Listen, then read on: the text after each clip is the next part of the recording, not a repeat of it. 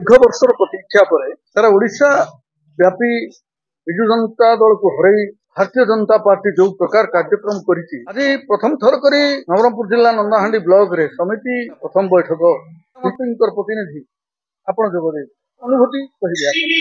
जगदीश चंद्र विषय व्यक्तिगत भाव भारतीय जनता पार्टी जिला सभापति अच्छी आज संसद प्रतिनिधि भाव आज नंदाहांडी ब्लॉक समिति मीटिंग रे जोग देइतिली और समिति मीटिंग बहुत बढ़िया है।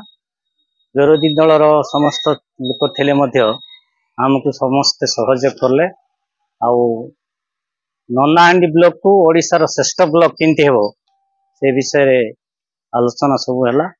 विधायक प्रतिश्रुति देइछंती जे कोनोसी असुविधा हेले से असुविधा जिला स्तर रे हो राज्य स्तर रे हो केंद्र स्तर रे हो समस्त प्रकार सहयोग करबा को प्रतिश्रुति देइछंती। दुर्नीति हेछि आ जो माने मध्य ताकू सहारा देइछंती सामना रे हो आगामी दिन रे जदि से भूल करिवे नहीं ताहेले से गत दिन रो भूल को माफ कर दिया जाई पारे किंतु आगामी दिन रो कार्यक्रम जदि हमें स्वार्थ केंद्रित न होई समस्त उन्नति पाई जदि हबो ताहेले हमें समस्त सागरे अछु जे जहा भूल करथिबो मध्य हमें ताकू मार्जना मध्य करिवो।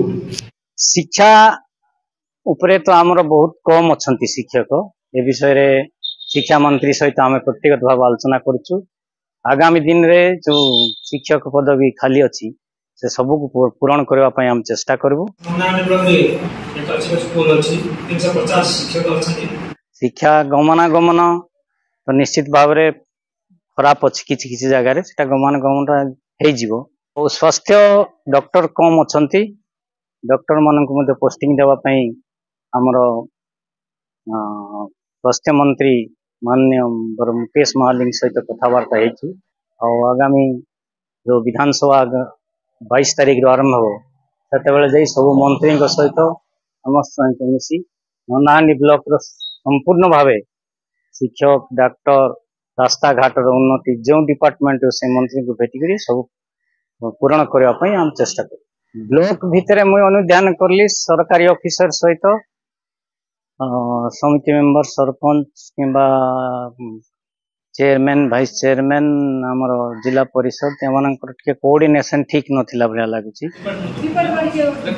हमर कोन हेछि पैसा रहि जाइछि चाउल पळैछि पैसा केमति रहला लोक न नै चाउल केमति गला जेतु जदि कोऑर्डिनेशन ठीक रहबो नै तो डेवलपमेंट रो खेती हेबो तेणुकर आम चेष्टा करूँ समस्त को सांगरे नहीं जमती नंदाहांडी ब्लॉक को 1 नंबर ब्लॉक करूँ।